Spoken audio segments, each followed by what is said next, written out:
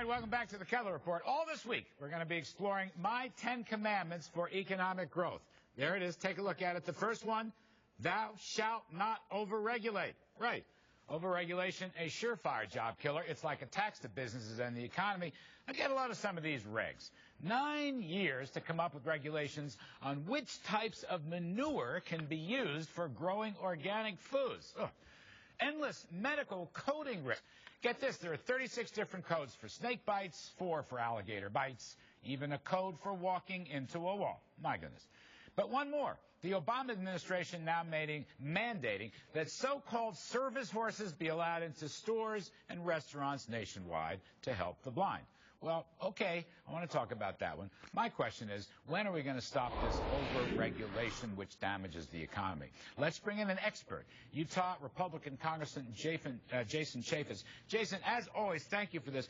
The only thing that bothered me here, okay, and I'm as anti-regulation and free markets as the next guy, this service horse in the malls and the restaurants. Now, is there a better way to help blind people? Are the dogs the better way to go? What's the objection against the service horse? Well, look, we want to be as sympathetic as we can for people who need service animals, but there doesn't need to be a rule and a regulation for everything. So as of March 15th, the Obama administration said in order to comply with the Americans with Disabilities Act, now whether you're a restaurant, a hotel, maybe you offer a pool at a local pool, you have to allow service horses. And look, I feel for somebody who's allergic to a dog, and so they need an alternative, they need a dog. But there doesn't need to be a rule and a regulation for everything in life. So the issue is the allergy to the seeing eye dog means you got to go to some kind of small horse.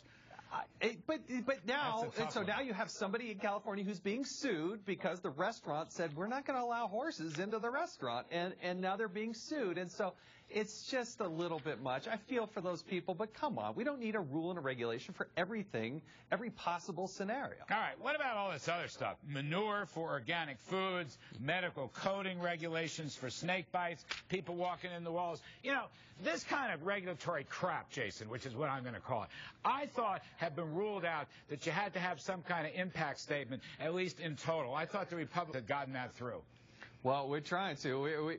Scott Tipton out of Colorado has done some good work on this. We have the REINS Act where it says any new rule that has a $100 million impact or more needs to have the approval of Congress. I'd like to see that actually be zero.